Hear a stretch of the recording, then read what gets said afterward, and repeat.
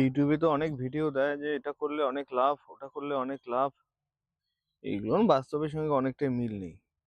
তা এগুলো দেখে উৎসাহিত হয়ে কেউ যদি কৃষিকাজে আসে, তো তার আগ্রহ 1-2 মাসের মধ্যেই শেষ হয়ে যাবে। এই গাছগুলো দুদিন হলো লাগানোর, আগেই চারা করে রেখেছিলাম প্যাকেটে, মানে জমিতে লাগানোর 2 দিন হলো। এখন দেখা যাক কি হয়। মোটামুটি এখানে প্রায় আধা বিঘে জমি রয়েছে। এই আধা বিঘে জমিতে করেছি। হ্যাঁ, প্রায় আধা বিঘে জমিতে হয়েছে, সদ্য লাগালাম, দেখা যাক কি হয়। আমার দিকে আয়, আমার দিকে আয়।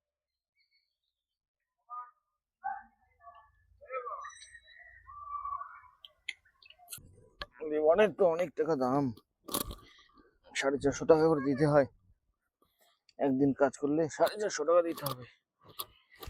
তো সেখান থেকে সব কিছু লেবার দিয়ে করাটা একটা খুব কঠিন ব্যাপার। তো আজকে তো ফাঁকাই, আজকে ছুটি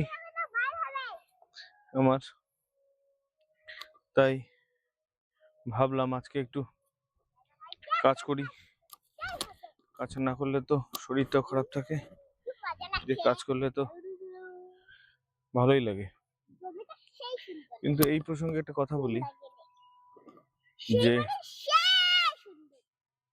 কৃষিকাজটা লাভজনক অবস্থায় নেই, সম্পূর্ণটাই লস। এভাবে কৃষিকাজ করে সংসার চালানো যারা করে তারাই জানে কতটা কঠিন। লাভ নেই, একদম নেই।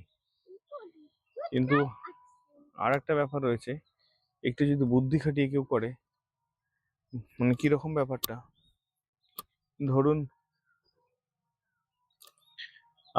ট্র্যাডিশনাল যে সমস্ত কৃষিকাজ চলছে, যেমন সবাই ধান করছে, পাট করছে, এরকম করলে একটা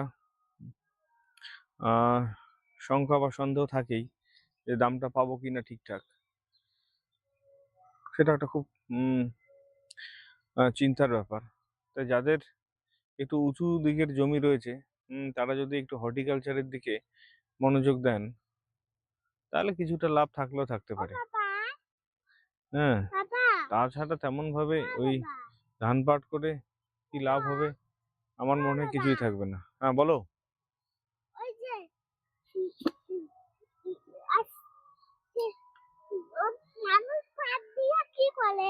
এখন একটু কাজ করি, আমি পরে কথা বলি। পরে কথা বলি। হ্যাঁ, তুমি শোনো, শুধু আমার কথাগুলো শোনো তুমি। হ্যাঁ, তুমি তো মানে অনেকের জমি আছে, কিন্তু দেখা যাচ্ছে অনেক জমি থাকার পরে সেই যে কাজ, জমি চাষ করার পর যে ফসল তুললো এবং যে টাকা ইনভেস্ট করলো, সেটাই উঠে আসছে না। তাহলে কোন আশায় বলেন কোনো কৃষক কৃষিকাজ করবে?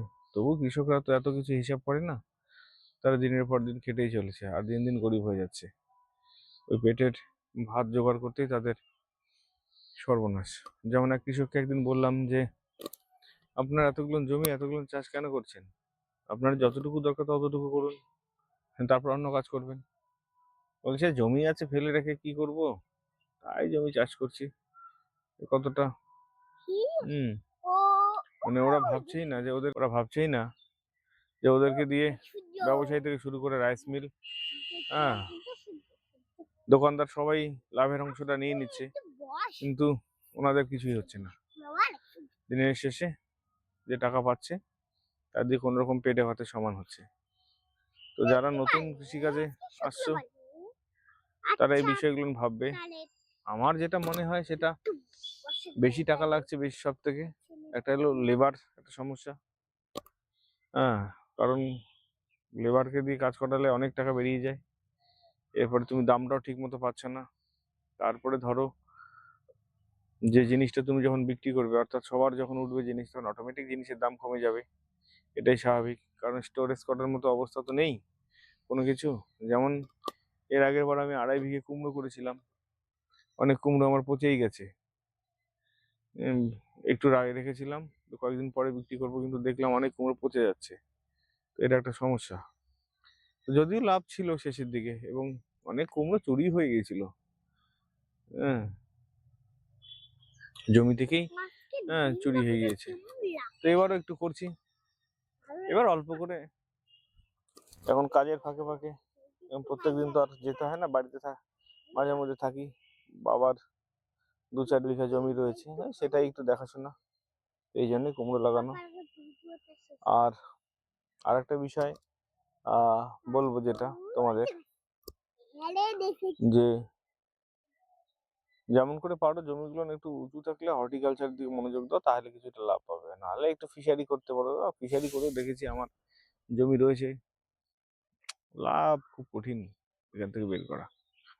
অথচ আপনি একটা মাছ কিনতে যাবেন বাজার থেকে, বুড়ো,